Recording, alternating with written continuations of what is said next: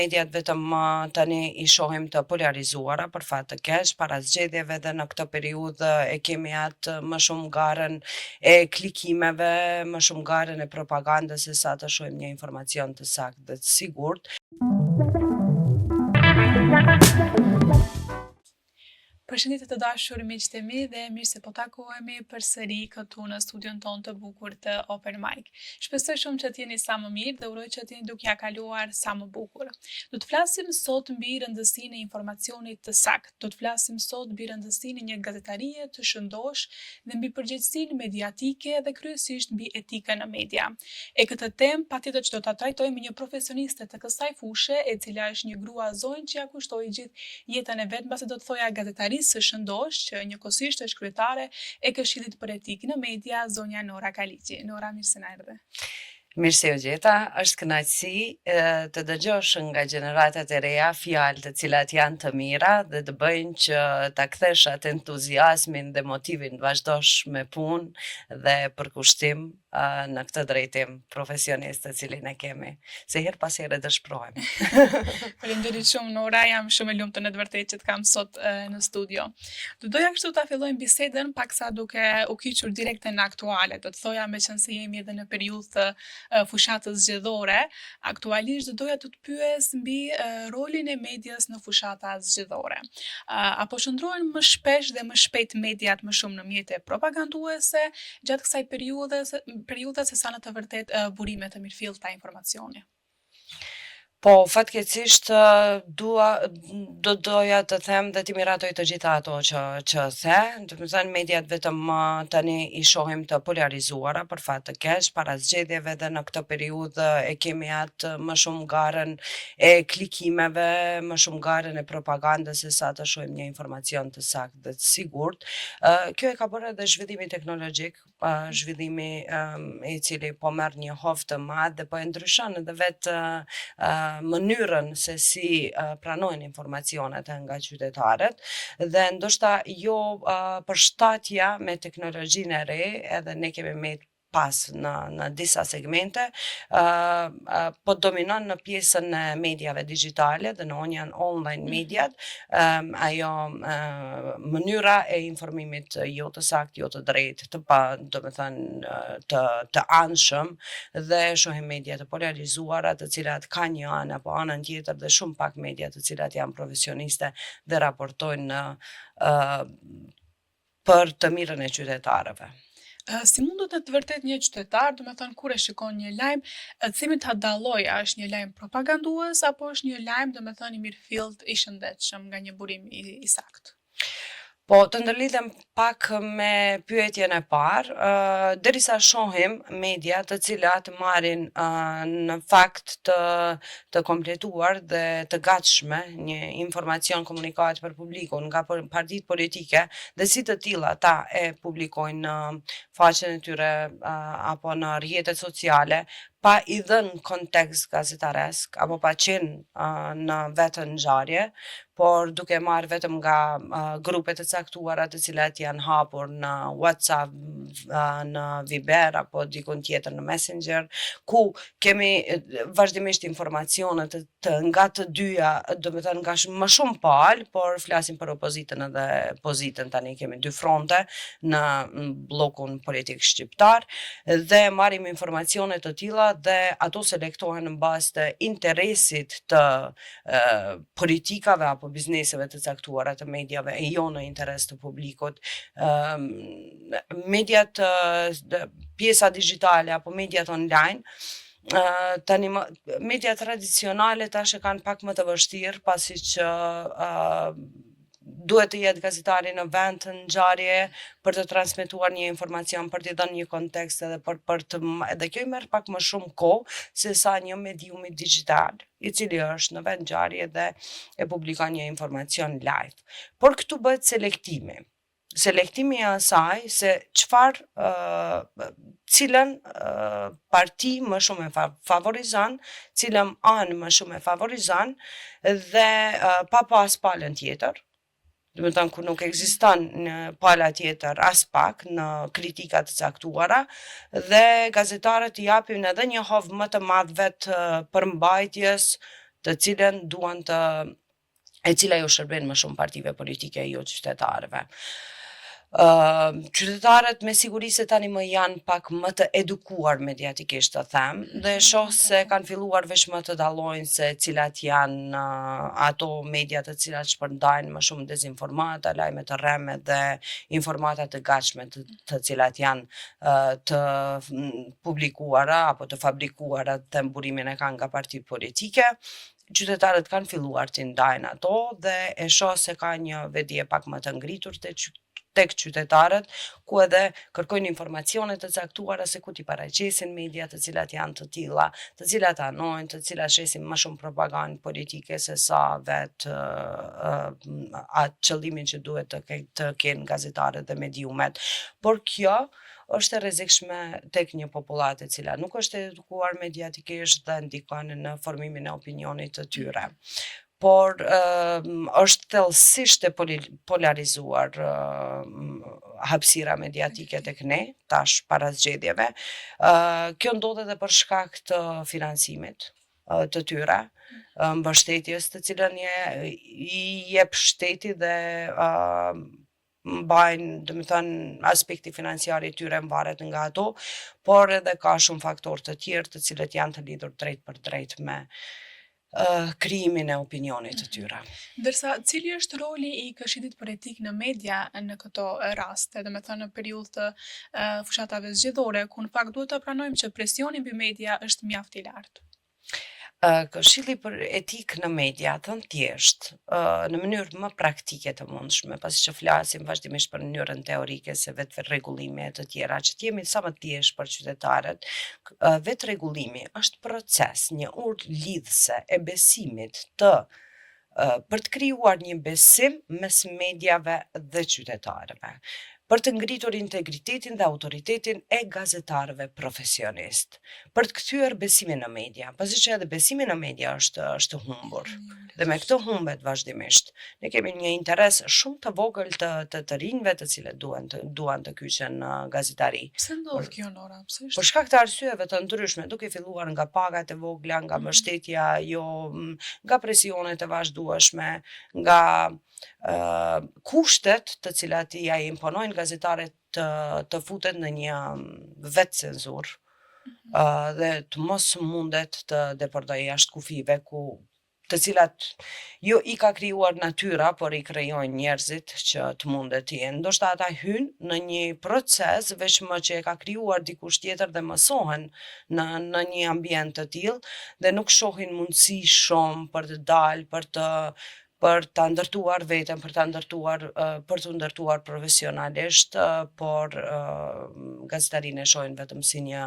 detyrë, obligim, pune të cilën duhet ta kryjnë, por jo edhe si një mision të cilin unë personalisht e ndjej që është.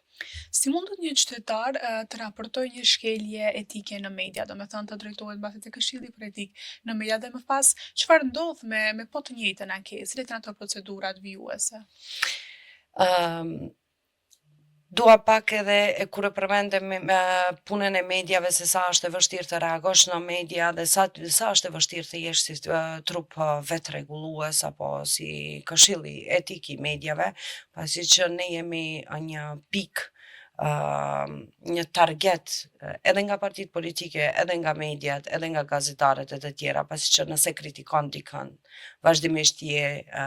në një pikë ku të gjithë të sulmojnë. Por realisht Këshilli për Etik në media ndihmon gazetarët profesionist, mundohemi që të qëndrojmë bashkë me gazetarët profesionist, që ti forcojmë standardet tona profesionale dhe etike për qenë sa më të dukshëm ata që ja vlejnë për qenë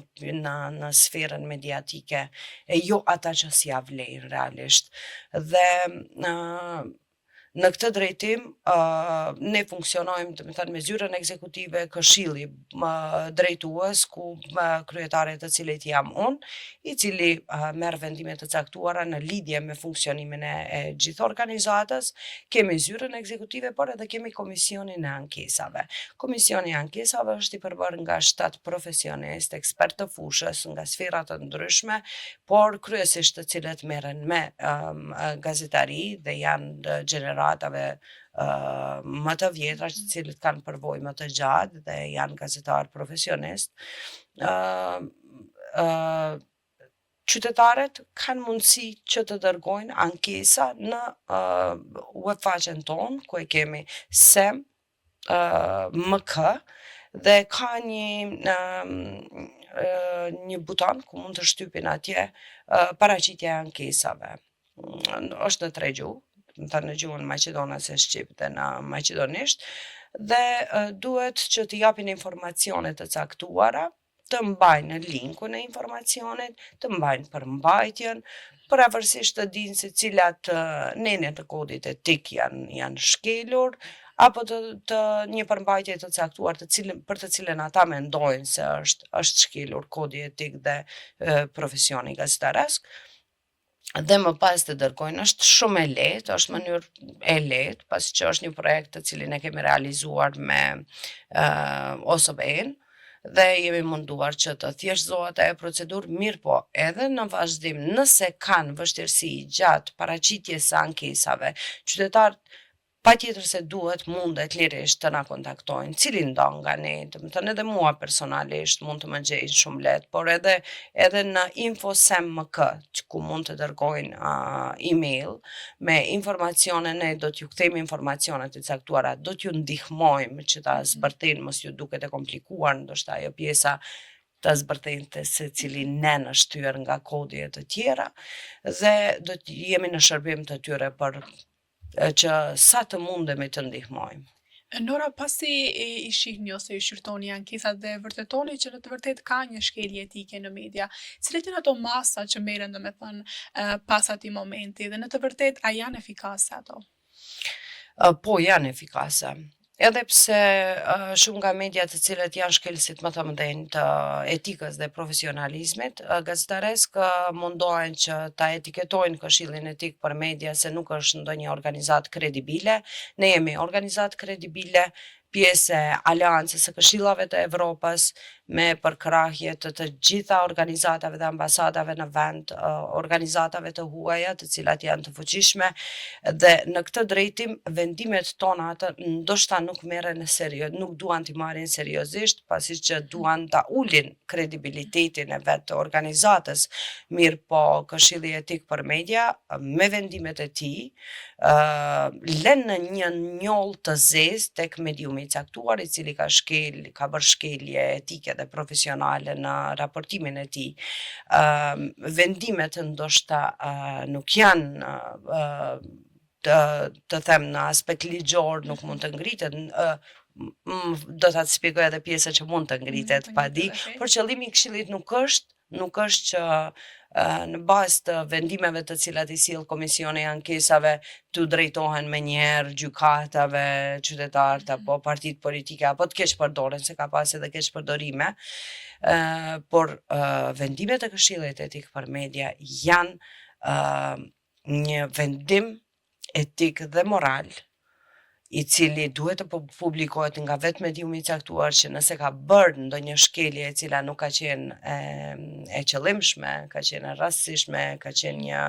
misinformacion i cili nuk është bërë me qëllim të caktuar, por nga presioni i kohës e të tjera, duhet ta publikojnë sepse ka ndodhur një gjë e tillë, ta tërheqin përmbajtjen e caktuar. Por ato media të cilat nuk duan të tërheqin përmbajtjet e tyre, nuk i publikojnë as vendimet e Këshillit në faqet e tyre, dhe menjëherë fillojnë ato ankesat apo sulmet ndaj Këshillit se nuk ka vepruar drejt, apo Këshilli vepron drejt, vepron në bazë të kodit të gazetarëve dhe në bazë të rregullores të cilën e kemi në suazat të Këshillit, i cili është për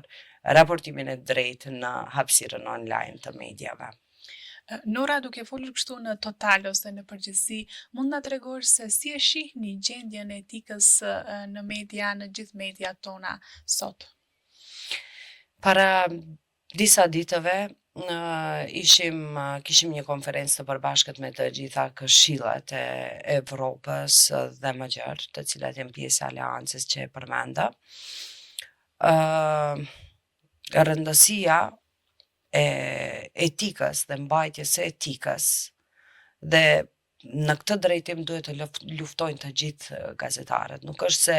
Nora mund të jetë sot këtu, por nesër mund të zëvendësoj dikush tjetër. Dhe gazetarët profesionisht pikërisht duhet të jenë të bashkuar që të bëjmë një luftë të përbashkët për ta ngritur gazetarin profesioniste, për ta nxjerrë në pa dhe për t'i eliminuar të gjitha këtë gazetarin të quajmë e cila gjithçka mund të quhet përveç se gazetari jo, por një impakt të cilin duan të krijojnë persona të caktuar për përfitime personale. Etika është shumë e rëndësishme, është shumë e rëndësishme edhe për partitë, edhe për vetë partitë politike, sepse ata janë aktorët kryesor të cilët kanë ndikuar drejt për të krijuar një hapësirë mediatike të polarizuar. Ata po të tërhiqen dhe po të hiqin duart nga vetë kjo mbështetje e mediave të caktuara të cilat janë jo profesioniste, influencerëve dhe personave të caktuar të cilët janë dedikuar vetëm qëllimeve të partive politike. Nëse tërhiqen partitë politike nga shërbimi apo nga mbështetja drejt tyre, me siguri se do të lihet një hapësirë shumë e drejtë, e cila do t'ishte edhe në funksion të vetë partive politike për të pas një opinion sa më të pastër, një mundësi që qytetarit të shohin të gjitha palët, të shohin të gjitha versionet dhe të vendosin vetë. Të kthehemi tek portalet online. Ku është problemi tek portalet online? A mos vallë është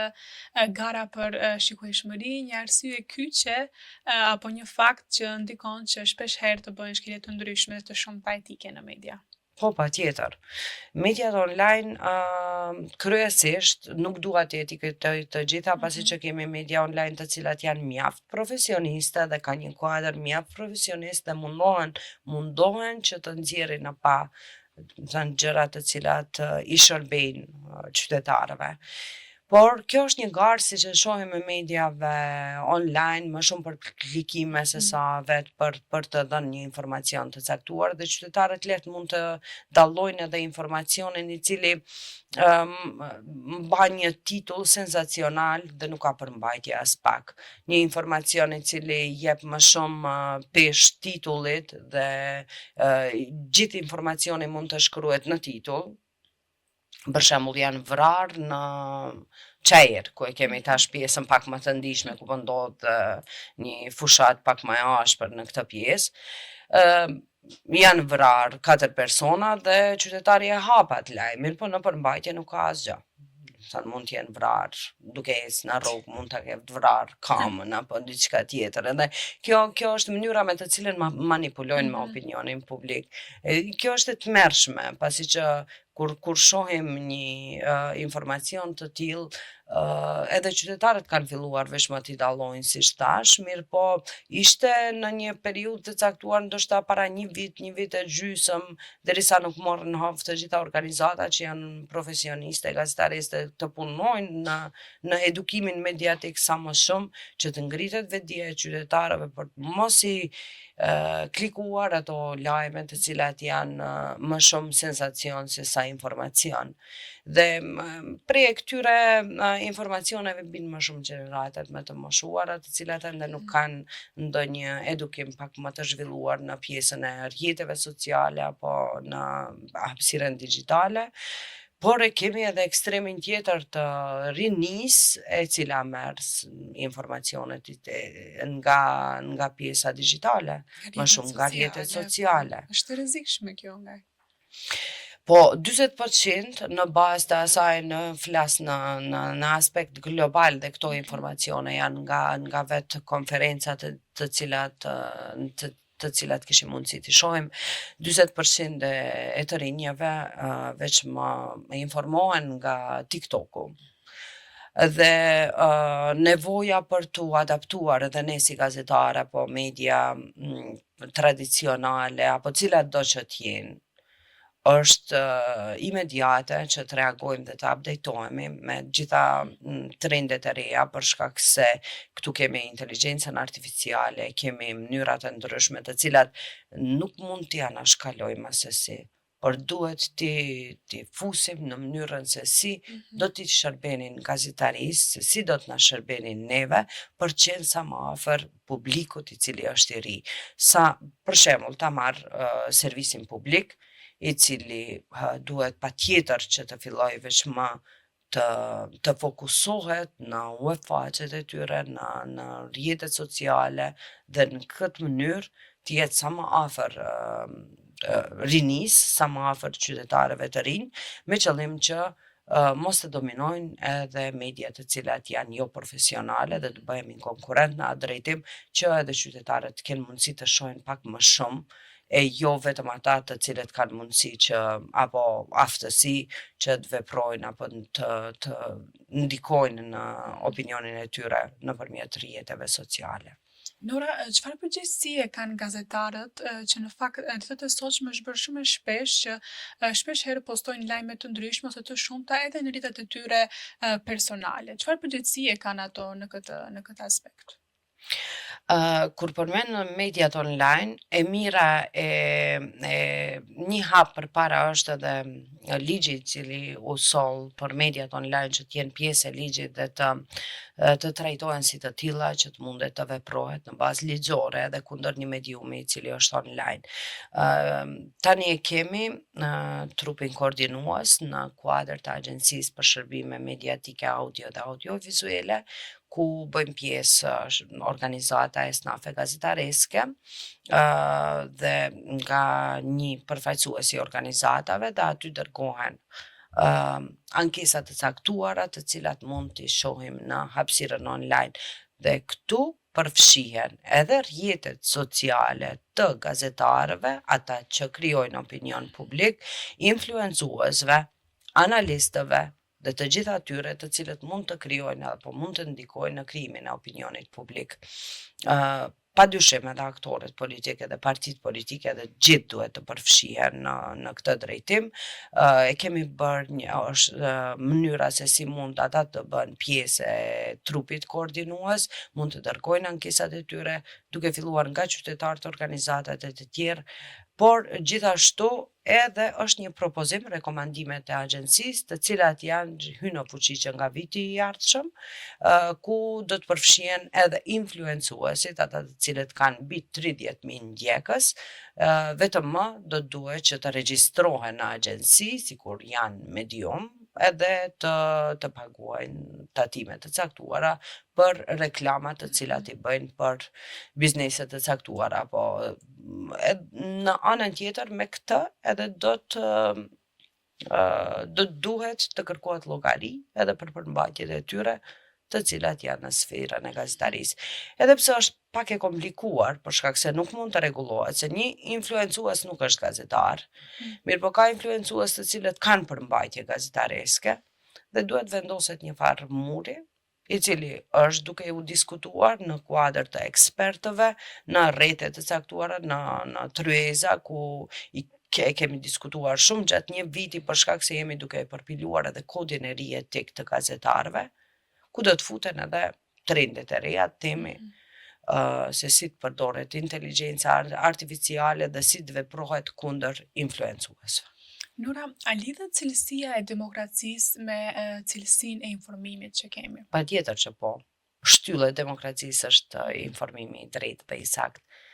Liria e shprehjes është një ndër të drejtat themelore të njeriut dhe ne s'mund ta anashkalojmë atë. Nëse në një vend është e mbytur liria e shprehjes, nuk ka një ambient të drejtë dhe të saktë të informimit, qytetarët nuk mund të thithin informacione të cilat janë objektive, në atë vend nuk mund të shohim demokraci të zhvilluar. Ne e shohim se kishim në një periudhë ku kishim një zhvillim demokratik, mund të them, në aspektin e zhvillimit edhe të mediave dhe dole në pa. Mirë po tash e shohim një rënje. Dhe në veçantë sinqerisht kjo mua personalisht më shqetëson, pasi që me rënjen e besimit në media dhe me ngulfatjen e mendimit kritik, ne ngulfasim demokracinë tonë dhe prap ndahemi, përqahemi dhe në asnjë mënyrë nuk jemi të unifikuar për ta quar këtë shtet përpara. Nora, për fund, mund të na tregosh për gjithë teleshikuesit që po na ndjekin, por pas edhe gjeneratat e reja, pse është rëndësishme që të rinjt të votojnë? Të rinjt fuqimisht duhet të bëhen bashkë dhe të votojnë për të ardhmen e tyre. Të rinjt mund ta ndryshojnë kursin e këtij shteti, mund t'i japin një kahje tjetër. Të rinjt mund ta ndëshkojnë politikën e vjetër, mund të sjellin reforma, mund bëjnë ndryshime drastike. Të rinjt është forca, kudo që të shohësh, kemi vende, rajone, për shembull rajonin përreth shtetin të cilin e kemi ku ka protesta studentore me muaj të tërë dhe nuk dorëzohen. Dhe të rinjt rrëzojnë regjime të caktuara, diktatura të caktuara dhe sjellin frymë demokratike në një shtet. Prandaj të rinjt unë ju bëj apel të mobilizohen, të profesionalizohen, mos shohin mënyra se si mund të arrihet në mënyrën më të shpejtë dhe më të lehtë dikun. Mënyrat më të ngadalshme dhe më të mundimshme janë shumë më të mira. Mirëpo, rezultatet janë shumë më të dukshme dhe atëherë do të kemi një të ardhme shumë më të mirë, edhe ne, ku do ta shohim rinin tonë, e cila do të bën ndryshime, por fuqimisht dhe të bashkuar duhet patjetër që të dalin të votojnë dhe të votojnë për të ardhmen e tyre, jo për interesat e dikujt tjetër. Nora, falenderoj shumë që ishe sot pjesë e jona, ishte një bisedë me vërtet shumë e këndshme dhe frymëzuese nga ana ime. Të faleminderit ty, kemi shumë që ka diskutojmë, po. informacione të shumta, duke u munduar që të përmbledhim, shpresoj se nuk kam lëshuar diçka, por do t'jemi çdo herë këtu, do t'jemi çdo herë unë, ti, të gjithë ata të cilët në mënyrë profesionale mundohemi që të kontribuojmë në këtë shtet, do t'jemi këtu për t'ju përgjigjur qytetarëve dhe çkado që kenë mund të drejtojnë deri tek unë, deri tek Këshilli apo organizata, shoqata e gazetarëve, cili do që t'jetë, do t'ju qëndrojmë në shërbim patjetër. Faleminderit shumë, Nora. Dashur miq, kështu erdhëm edhe në përfundim të kësaj epizode. Shpresoj shumë që ju të keni ngelur të kënaqur nga gjithçka që folëm sot ne këtu. Ne patjetër që do të shihemi të njëjtën e ardhshme në ora 20. Deri atëherë, mirëmbëjtje.